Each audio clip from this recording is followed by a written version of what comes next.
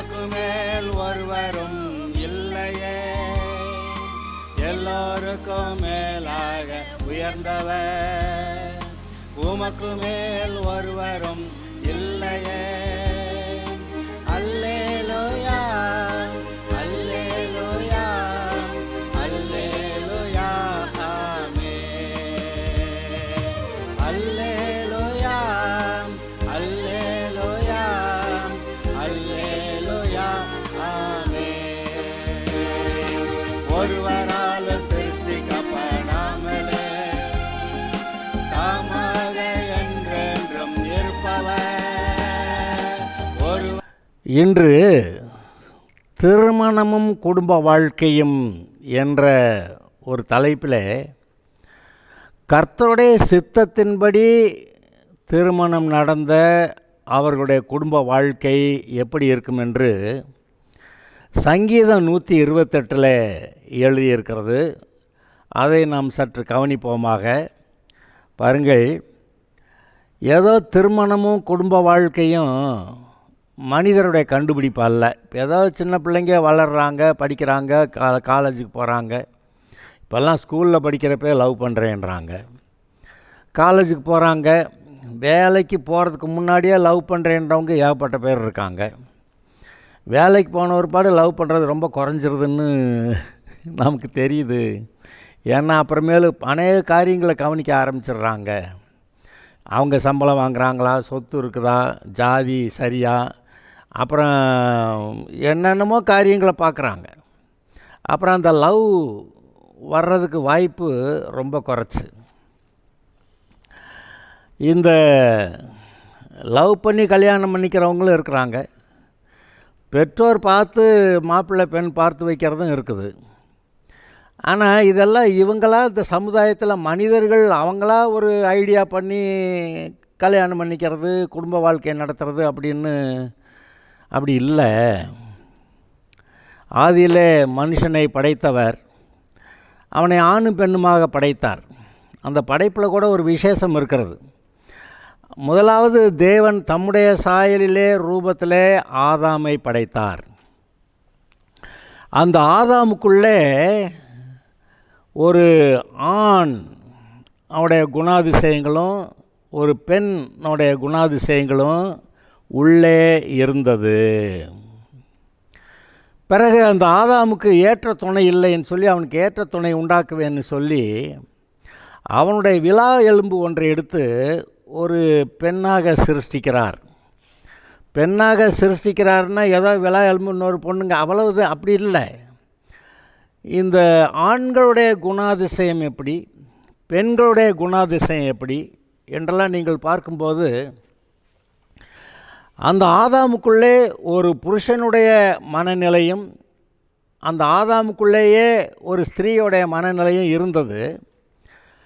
அதை அவனுக்கு ஏற்ற துணையை உண்டாக்குவேன்னு விலா எலும்பு எடுத்து ஒரு ஸ்திரீயை செய்தபோது படைத்தபோது அந்த குணத்தையும் இங்கே கொண்டு வந்துட்டார்.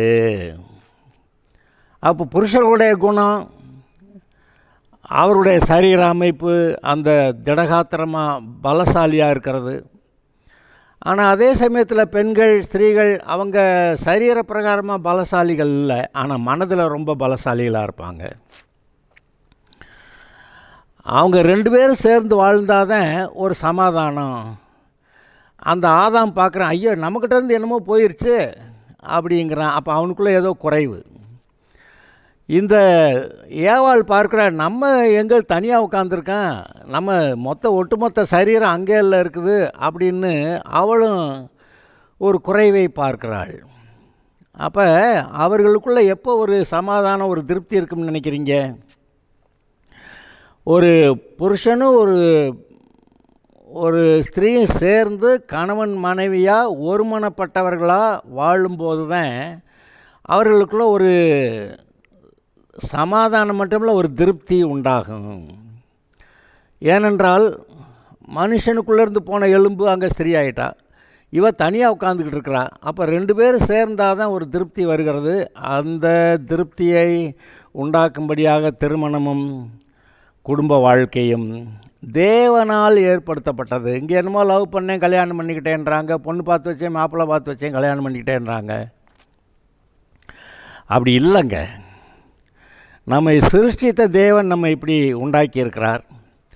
அப்போ அவர் செய்த காரியம் எல்லாம் சகலமும் கர்த்தருடைய செயல்களை பற்றி என்ன எழுதியிருக்கு? அவர் சகலத்தையும் அதன் காலத்திலே நேர்த்தியாய் செய்திருக்கிறார். அப்போ இந்த திருமணமும் குடும்ப வாழ்க்கையும் கூட அவர் நேர்த்தியாய் செய்திருக்கிறார் என்பதை நாம் சற்று கவனிக்க வேண்டும்.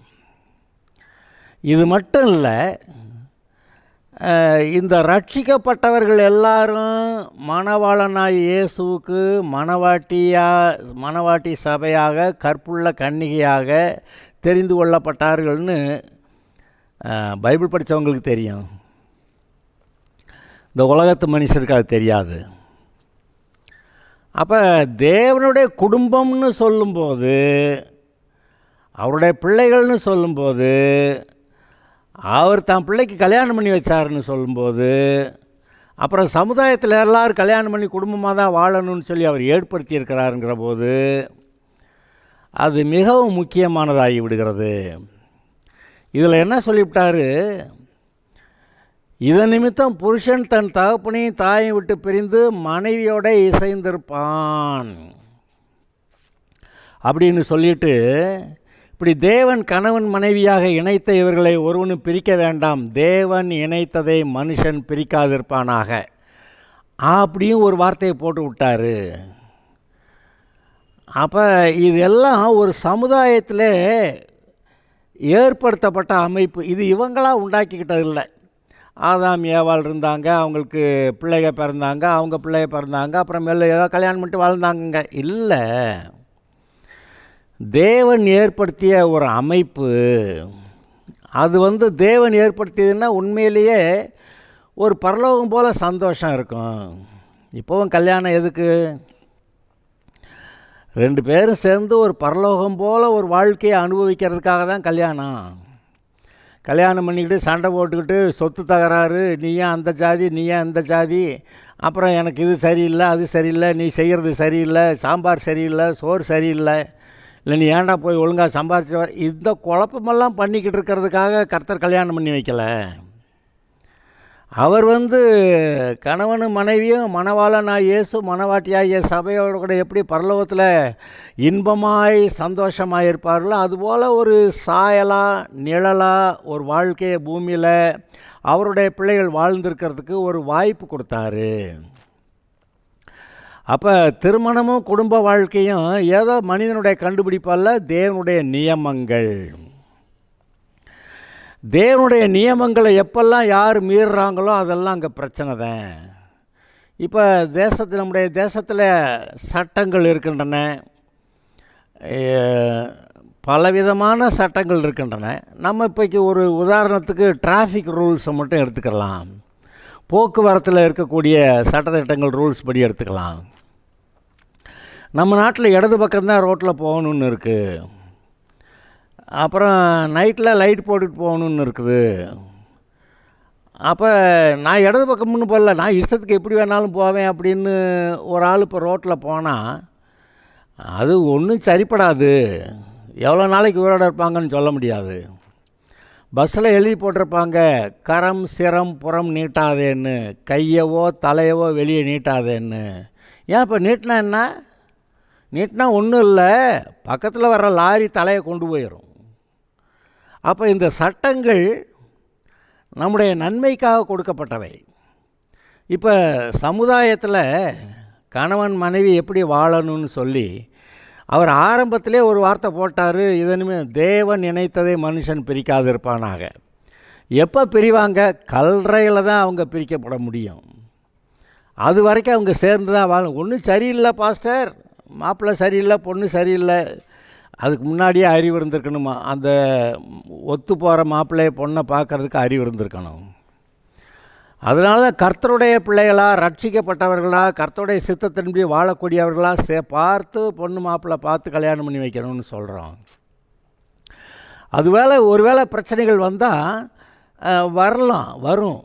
இந்த கர்த்தருடைய வார்த்தைக்கு அடங்கி நடக்கிறவர்களாக இருப்பார்கள் அவங்க கர்த்தருடைய பிள்ளைகளாக இருந்தால். அதனால் என்ன பிரச்சனை வந்தாலும் இந்த பைபிளில் இருக்க வசனங்களை வச்சு சொல்லும்போது அவங்க அடங்கி ஒழுங்காக நடப்பாங்க, அவங்க குடும்பத்தை நல்லா நடத்துவாங்க. அதனால தான் கர்த்தருடைய பிள்ளைகளாக ரட்சிக்கப்பட்டவர்களாக பொண்ணு மாப்பிள்ளையை பார்க்கணும், குணாதிசயம் சரியாக இருக்கா, குடும்பத்தை நடத்துவாங்களா, அதுக்கேற்ற மனநிலை இருக்கா, அப்படியெல்லாம் பார்த்து ஒத்து போகிற மனநிலை இருக்கிற போது தான் கல்யாணம் பண்ணி வைக்கணும்னு நமக்கு அறிவு, பொது அறிவே இருக்குது. அப்படி இருக்கிறப்ப நீங்கள் சிருஷ்டிக்கப்பட்டதே தேவனால், தேவனுடைய சாயலில். அவருடைய சுபாவத்தை, குணத்தை உங்களுக்குள்ளே வச்சுருக்கிறாரு. அப்போ நீங்கள் கடவுளை போல ஒரு குணாதிசயம் உடையவர்களாக வாழ்கிறதுக்கு ஏற்படுத்தியிருக்கிறாரு. அப்புறம் கடவுள் ஏற்படுத்தின குடும்பம் எப்படி சந்தோஷமாக பரலோகம் போல் இருக்கிறது, அதை நினச்சி பார்த்து அது மாதிரி நடக்கணும். ஆனால் நிறைய பூமியிலே அநேக இந்த குழப்பங்களை உண்டு பண்ணுகிற காரியங்கள் இருக்கின்றன. அதெல்லாம் மோத தான் செய்யுது. அது என்ன மோதினாலும் தேவன் ஏற்படுத்திய நியமத்தின்படி நான் வாழப்போகிறேன் என்று தீர்மானிக்கிறது நமக்கு அவசியமாக இருக்கிறது. அதனால தான் இயேசு என்ன சொன்னார், நான் சொல்லிய இந்த வார்த்தைகளை கேட்டு அதன்படி செய்கிறவன் எவனோ அவனை கன்மலையின் மேல் தன் வீட்டை கட்டின புத்தியுள்ள மனுஷனுக்கு ஒப்பிடுவேன். பெருமழை சொரிந்து பெருவெள்ளம் வந்து காற்று அடித்து அதன் மேல் மோதினாலும் அது விழவில்லை, அது நிலை நின்றது. ஆனால் நான் சொன்ன வார்த்தையை கேட்டு, அவர் சொன்ன வார்த்தையை கேட்டு அதன்படி செய்யாதவர்கள் மணலின் மேல் தன் வீட்டை கட்டின புத்தி இல்லாத மனுஷனுக்கு ஒப்பிடப்படுவான். அங்கேயும் பெருமழை சொரிந்து பெருவெள்ளம் வந்து காற்று அடித்து அது மேல் மோதின போது அது விழுந்து முழுவதும் அழிந்தது. அப்போ ஆண்டோடைய வார்த்தையின்படி வாழ்க்கையை நடத்துகிறவன் கடைசி வரைக்கும் நல்லா இருப்பான். ஆண்டோடைய வார்த்தையின்படி வாழாதவன் அவன் வாழ்க்கையில் வர்ற பிரச்சனைகளில் இடிஞ்சு போயிடுவான். இன்றைக்கு நம்முடைய வாழ்க்கையில், நம்முடைய குடும்பத்தில் கணவன் மனைவி பிள்ளைகள் எல்லாரும் கர்த்தருக்கு அடங்கி இருக்க வேண்டும். ரெண்டாவது, புருஷனுக்கு மனைவி அடங்கி இருக்கணும். மூணாவது, பெற்றோருக்கு பிள்ளைகள் அடங்கி இருக்கணும். எல்லாம் இஷ்டத்துக்கு அது பாட்டுக்கு ஆட்டம் போட ஆரம்பித்தா இது என்ன ஒரு ஒழுங்கு இருக்குமாங்க? அங்கே எல்லாம் தருதலையால் சேர்ந்துடும். அங்கே சமாதானம் இருக்காது. தேவன் ஏற்படுத்திய நியமங்கள் இல்லாமல் பிசாசு விளையாடுற அந்த விளையாட்டு அரங்கமாக வீடே மாறிவிடும். அப்புறம் சொல்லுவாங்க வீடே நரகம் மாதிரி இருக்குன்னு. அவனுக்கு இங்கே இடம் கிடையாது. நம்முடைய வாழ்க்கையில் தேவன் ஏற்படுத்திய நியமங்கள் படி ஒழுங்கும் கிரமமாய் நாம் வாழுவது அவசியம். அப்படி ஒழுங்கும் கிரமமாய் வாழும்போது இந்த சங்கீதம் 128 சொல்லியிருக்கிற அந்த ஆசீர்வாதங்களெல்லாம் அவர்களுக்கு பலிக்கிறது. இந்த சங்கீதம் 128 கர்த்தருக்கு பயந்து அவருடைய வழியிலே ஒழுங்காக நடக்கிறவன். ஊர் உலகத்தில் இருக்க எல்லா கல்யாணம் பண்ணவங்களுக்கு அப்படி இருக்குங்க, அப்படி கிடையாது. இப்போ உன்னத மறைவில் இருக்கிறவன் தான் கர்த்தருடைய அவருடைய சட்டைகளின் கீழ் மறைவில் பாதுகாப்பில் இருப்பான்னு எழுதியிருக்கு. அப்போ அவருடைய மறைவை விட்டு வெளியே போயிட்டால் எது வேணாலும் நடக்கலாங்கிறது நமக்கு புரியுதில்ல. அப்புறம் கர்த்தரின் மேய்ப்பராக இருக்கிறார், ஆதலால் நான் தாழ்ச்சி அடைவதில்லை. அப்போ கர்த்தர் உங்களுக்கு மேய்ப்பராக இருந்து அவருடைய நடத்துதல் படி நீங்கள் நடக்கிறப்ப தான் உங்களுக்கு ஒரு குறைவும் இருக்காது. அதுபோல் இங்கே கர்த்தருக்கு பயந்து முதல் வசனத்தை வாசிக்கிறேன். சங்கீதம் 128, கர்த்தருக்கு பயந்து அவர் வழிகளில் நடக்கிறவனேவனோ அவன் பாக்கியவான். யாருங்க? கர்த்தருக்கு பயந்து. எதுங்க ஞானம்? கர்த்தருக்கு பயப்படுதலே ஞானத்தின் ஆரம்பம். எப்போ ஞானத்தின் நிறைவு? கர்த்தருக்கு பயந்து அவருடைய வழியில் நடந்து கடைசியில் போக போக கர்த்தர் நல்லவர் என்பதை உணர்ந்து அவரிடத்தில் பிரியமாயிருந்து அவரிடத்தில் அன்பு கூர்ந்து அவரிடத்தில் இருக்கக்கூடிய அன்பு பூரணமாகும்போது இந்த பயம் நம்மை விட்டு போகிறது. பூரண அன்பு பயத்தை புறம்பே தள்ளும் அப்படி என்று எழுதியிருக்கிறது. அப்போ ஆரம்ப கட்டங்களில் பயந்து ஒழுங்காக இருக்கணும். நம்ம ஏதாவது சேட்டை பண்ணால் அடி அங்கங்கே ஒழுகுது, அதெல்லாம் நமக்கு தெரியணும். இங்கே எழுதியிருக்கு கர்த்தருக்கு பயந்து. என்னையா அவருக்கு சொன்னபடி கேட்கலன்னாக்கா அடிக்க தீட்டுறாரு. அவர் நேரடியாக அடிக்க மாட்டார். இந்த சொன்னபடி கேட்காதபடி ஆக்குனானே ஒரு பிசாசு, அவன்கிட்டே ஒப்பு கொடுத்து போட்டு தள்ளிக்க என்ன வேணாலும் செஞ்சுக்கன்றுவார். நான் சொல்கிற வார்த்தையை கேட்காம எவனும் ஏதோ ஒரு பிசாசு சொன்ன வார்த்தையை கேட்டு நீ அப்படி போனியா, அப்போ அவனுக்கு கொடுக்குறத வாங்கிக்கன்னு விட்டுறாரு. அப்போ என்ன நடந்தது பாருங்கள். இன்றைக்கி ஆண்டவருடைய வார்த்தையின்படி ஒரு பரிசுத்தமாக நீதியாக ஒழுங்கான வாழ்க்கையை வாழாமல் அவங்க சொன்னாங்க இவங்க சொன்னாங்க எனக்கு இது பிடிக்குது ஆனால் அது பிடிக்குதுன்னு சொல்லிட்டு கர்த்தருடைய வழியில் இல்லாமல் வேறு எதையாவது செய்யும்போது அதை செய்ய வைக்கிறது யார்? அது மேற்படியாக ஒரு ஆவி. அப்புறம் அவன் சொன்னபடி செஞ்ச ஒருபாடு அவன் கண்ட்ரோலில் இவங்க போகிறாங்க. அப்போ அவன்கிட்ட இருக்க எல்லா சாபங்களையும் கொண்டு வந்து போட்டுறான். நிம்மதி இல்லை, சண்டை வருது, குழப்பம் வருது, சம்பாத்தியம் இல்லை, சம்பாதிச்சாலும் அது ஒழுங்காக இல்லை, பொத்தலான பையிலே போடுகிறவனை சம்பாதிக்கிறான், அப்படியெல்லாம் எழுதியிருக்கு. அப்போ அடிப்படையில் நம்ம கடவுளுக்கு அடங்கி ஒழுங்காக இருக்கணும் அப்படின்னு நமக்கு சொல்கிறாரு. கர்த்தருக்கு பயந்து அவர் வழிகளில் நடக்கிறவன் எவனோ அவன் பாக்கியவான். பாக்கியவான்னா என்ன? அவன் நல்லா இருப்பேன், அவன் ஆசீர்வாதமாக இருப்பேன். அப்போ கர்த்தருக்கு பயந்து அவருடைய வழியிலே நடக்கிறவன் நடக்கிறவன் பாக்கியவான். அப்போ கர்த்தருடைய வழியில் நடக்காதவன் அவன் பாக்கியவான் அல்ல.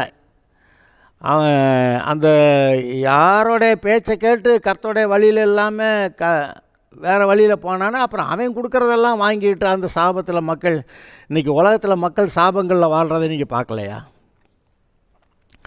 நமக்கு அறிவு வேணும். அவங்கெல்லாம் கர்த்தருக்கு கீழ்ப்படியாமல் அடங்காமல் கர்த்தருக்கு பயப்படாமல் இஷ்டத்துக்கு வாழ்ந்து இப்படியெல்லாம் தங்களுடைய வாழ்க்கையை நாசமாக்கிட்டு இருக்கிறாங்க, நரகம் போகிறாங்க. அதெல்லாம் அப்படி நமக்கு ஆகக்கூடாது. நம்ம ஒழுங்காக இருக்கணுங்கிற அறிவு நமக்கு வேணும். அதைத்தான் சொல்ல வர்றாரு இவர். கர்த்தருக்கு பயந்து அவருடைய வழியில் நடக்கிறவன் எவனோ அவன் பாக்கியவான். உன் கைகளின் பிரயாசத்தை நீ சாப்பிடுவாய், உனக்கு பாக்கியமும் நன்மையும் உண்டாயிருக்கும். கர்த்தருடைய வழியில் நடக்கும்போது அவனுடைய வேலைகளை கர்த்தர் ஆசீர்வதிக்கிறாராம். எந்த ஒரு தொழில் செஞ்சாலும் அதை ஆசீர்வதிக்கிறாராம். அதில் நல்ல வருமானம் வருதான். உன் கைகளின் பிரயாசத்தை நீ சாப்பிடுவாய், உனக்கு பாக்கியமும் நன்மையும் உண்டாயிருக்கும். ஏங்க கையின் பிரயாசத்தை நம்மனா சாப்பிட மாட்டோமா? நிறைய பேர் நிறையா சம்பாதிக்கிறாங்க, ஆனால் சக்கரை வியாதி வந்துடுது, ஒன்றும் சாப்பிட முடியல. நல்லா அழகழகாக பார்க்க டேஸ்ட்டாக நல்ல வாசனையோட நிறையா பதார்த்தங்களை செஞ்சு அதை வாசனை பிடிச்சிக்க வேண்டியதான். சாப்பிட்டாக்கா சர்க்கரையில் வியாதி அதிகமாகிடுது, என்னமாவது ஆயிடுது. அப்போ பார்க்குற கண்ணால் பார்க்குற ஆசீர்வாதம் இருக்குது, அதை சாப்பிட்ற ஆசீர்வாதம் இல்லை. அப்போ உன் கைகளின் பிரயாசத்தை நீ சாப்பிடுவாய், நல்லா சாப்பிட்டு திருப்தியாக சந்தோஷமாக இருப்பேன் அப்படிங்கிறத அது சொல்ல வருது. நல்ல சாப்பாடு சாப்பிடுவேன், டேஸ்ட்டாக சாப்பிடுவேன். டேஸ்ட் இல்லாட்டி சாப்பிடக்கூடாதா? சாப்பிடலாம். ஆனால் நீ டேஸ்ட்டாக சாப்பிட்டு சந்தோஷமாக இருன்னு சொல்லி நம்ம நாக்கு டேஸ்டெல்லாம் அறியக்கூடிய அளவுக்கு அது தெளிவாக வச்சுருக்கிறாரு. அப்போ நல்லா டேஸ்ட்டாக சாப்பிட்டு நல்லா இருந்தால் ஆண்டவருக்கு நன்றி சொல்லி இப்படி எல்லா நன்மையும் கொடுக்குற கர்த்தருக்கு முன்னாடி பிரியமாக ஸ்தோத்திரம்னு சொல்லி அவருக்கு பிரியமாக வாழ்க்கையை வாழ்கிறது தான் கர்த்தர் விரும்புகிறாரு. நாம் அப்படி இருக்கணும். இப்போ ஒரு வேளை அப்படி இல்லாதவங்க இப்போல்லாம் நீங்கள் உங்களை சரி பண்ணலாம். கர்த்தருக்கு பயந்தால் அது மனசாட்சியில் தெரியும். அவருக்கு பயந்து ஒழுங்காக இருக்கிறதா அல்ல அவர் ஒன்று சொல்ல நம்ம ஒன்று இஷ்டத்துக்கு ஏதாவது செஞ்சுக்கிட்டு இருக்கோமா அப்படின்னு நம்ம மனசாட்சிக்குள்ளே நம்முடைய இருதயத்துக்குள்ளே தெரியும். அதனால் நம்முடைய மனசாட்சிக்குள்ளே கடவுள் பேசுகிறத கேட்டு நம்ம அடங்கி நடக்கிறது. இங்கே பாருங்க, இந்த அடங்கி நடக்கிறதுன்ற ஒன்று இருக்குல்ல, ரொம்ப கஷ்டம். நிறைய பேருக்கு அடங்கி இருக்கு. அது எப்படி? எல்லோரும் என்ன கேட்குறாங்க? இண்டிபெண்டன்ஸ், சுதந்திரம். தேசத்தில் எங்கள் இஷ்டத்துக்கு நாங்கள் வாழ்வோம், எல்லோரும் இந்நாட்டு மன்னரே. சரி, அப்போ எங்கள் இஷ்டத்துக்கு வாழ்வோம், தண்ணி ஓடுவோம், சரி. அப்புறம் மோட்டர் சைக்கிள் எடுத்து விரட்டுவோம், சரி. அப்புறம் இஷ்டத்துக்கு ஆட்டம் போடுவோம், சரி.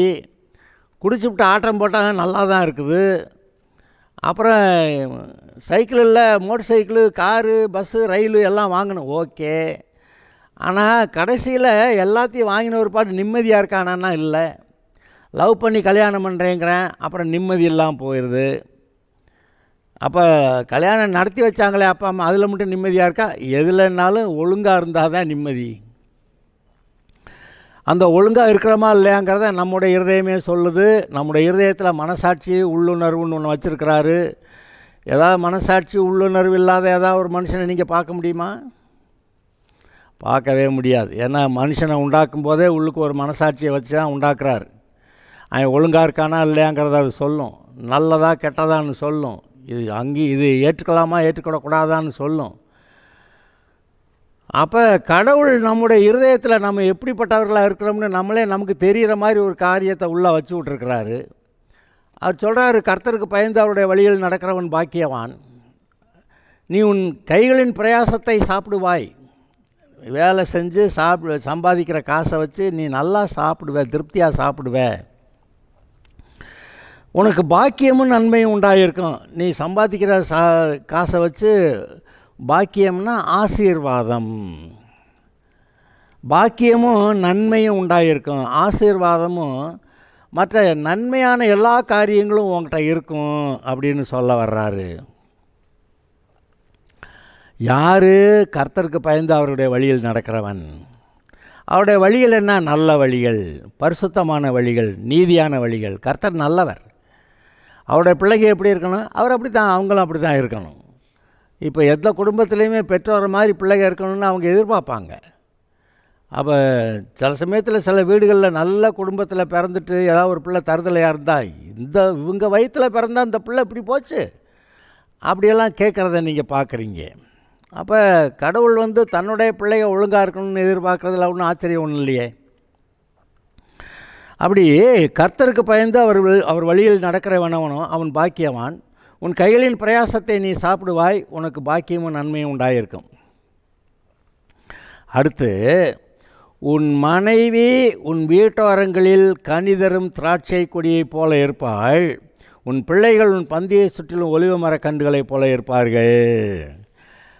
அது ஒழுங்காக கர்த்தருக்கு பயந்து ஒழுங்காக வாழ்கிறவன் அவன் குடும்பம் எப்படி இருக்குமா? மனைவி வீட்டோரங்களில் கனிதரும் திராட்சை கொடியைப் போல இருப்பாள். உன் பிள்ளைகள் பந்தியை சுற்றிலும் ஒலிவ மரக் கன்றுகளைப் போல இருப்பார்கள்.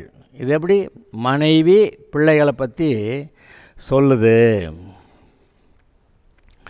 மனைவி எங்கேயோ 100 கிலோமீட்டர் 200 கிலோமீட்டருக்கு அங்கிட்டு வேலை பார்க்குறவங்க, அதாவது புருஷன் வேறு நாட்டில் வேலை பார்க்குறேங்க அப்படி இல்லைங்க. மனைவி வீட்டு ஓரங்களிலே கனி தரக்கூடிய திராட்சை கொடியை போல இருப்பாள். வீட்டுக்குள்ளேயே தான், எல்லாமே வீடு தான் சொர்க்கம். East or west, home is the best அப்படி சொல்லுவாங்க. East or west, home is the best. கிழக்கையோ மேற்கையோ எல்லாம் சொல்லலாம், ஆனால் வீடு தாண்டா நல்லது அப்படி சொல்ல வர்றார். இப்போ நம்முடைய வீடு எப்படி இருக்கணும்? கடவுள் ஆசீர்வதிச்சா எப்படி நம்முடைய மனைவிகள் அந்தந்த வீட்டில் கனி கொடுக்கக்கூடிய திராட்சை கொடிகள், அவங்க பிரயோஜனமாக இருப்பாங்க. வீட்டெல்லாம் நல்லா கவனிப்பாங்க, பிள்ளைகளை கவனிப்பாங்க. அப்புறம் அந்த நீதிமொழிகள் 31வது அதிகாரத்தில் 10வது வசனத்திலேருந்து எழுதியிருக்கேன். ஒரு வர்ச்சுவஸ் உமன், நல்ல ஸ்திரீ, அவருடைய வாழ்க்கை எப்படி இருக்கும்னு அதில் எழுதியிருக்கு. அருமையான ஆசீர்வாதங்களாக அதில் சொல்லியிருக்கு. அப்படி அருமையான ஆசீர்வாதங்களோட அந்த வீட்டில் புருஷன் அவன் ஊர் மக்கள்கிட்ட பெரியவர்கள்ட்ட அங்கே நல்ல ரொம்ப கனமுள்ள மனுஷனாக மதிக்கப்படத்தக்கவனாக அங்கே இருக்கிறான்னு எழுதியிருக்கு. அப்போ ஒரு மனுஷன் அந்த ஊரில் மிக மற்ற பெரியவர்களால் கனமுள்ள மனுஷன் என்று எண்ணப்படுகிற அப்படி மனுஷன் அவன் மனைவி வீட்டு காரியங்கள் எல்லாவற்றையும் நன்றாய் கவனிக்கிறாள். பிள்ளைகள்லாம் எழுந்து அந்த தாயை வாழ்த்துகிறார்கள். புருஷனும் தன்னுடைய மனைவியை வாழ்த்துறான். அநேக ஸ்திரீகள் நல்லவங்களாக இருந்தது உண்டு, ஆனால் நீயோ அவங்க எல்லாத்த காட்டிலும் சூப்பர் அப்படின்னு நான் சொல்கிறான். அப்போ கர்த்தருக்கு பயந்து அவருடைய வழியில் நடக்கும்போது எப்படி இருக்கணும்னு பார்க்கணும்னா, இந்த இடத்துல திராட்சை கொடியை போல இருப்பாள், உன் பிள்ளைகள் உன் பந்தியை சுற்றில் ஒலிவ மரக் கன்றுகளைப் போல இருப்பார்கள்னு எழுதியிருக்கு. ஆனால் அது கொஞ்சம் விளக்கமாக வாசிக்கணும்னா நீதிமொழிகளில் 36வது அதிகாரத்தில் 10வது வசனத்திலிருந்து கடைசி வரைக்கும் வாசிக்கணும். அதில் இவ எப்படி இருப்பான்னு போட்டிருக்கு, புருஷன் எப்படி இருப்பான்னு போட்டிருக்கு, பிள்ளைங்க எப்படி இருப்பாங்கன்னு போட்டிருக்கு, பிள்ளைங்க எப்படி தன்னுடைய தாயை வாழ்த்துக்கிறார்கள்னு போட்டிருக்கு, புருஷன் எப்படி தன்னுடைய மனைவியை சந்தோஷமாக வச்சுக்கிறான்னு போட்டிருக்கு. அதையெல்லாம் பார்க்கலாம் நம்ம.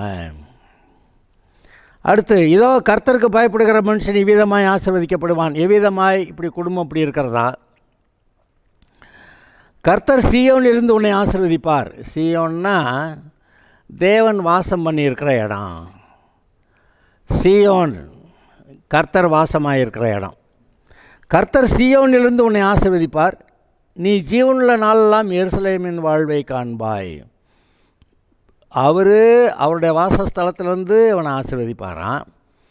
இவன் ஜீவனுள்ள நாளெல்லாம் எருசலேமின் வாழ்வை காண்பாய்ன்னு போட்டிருக்கு. எருசலேம்ங்கிறது தேவன் அதை இனி வருகிற காலத்தில் அந்த எருசலேமில் தான் இவர் இருப்பாராம். புதிய எருசலேம்னு சொல்லியிருக்கு. இப்போ இருக்கிற எருசலேம் இல்லை, புதிய எருசலேம்னு சொல்லியிருக்கு. அங்கே அவர் இருப்பாராம். அங்கே எல்லாமே பரலோகம் போல் இருக்குமா.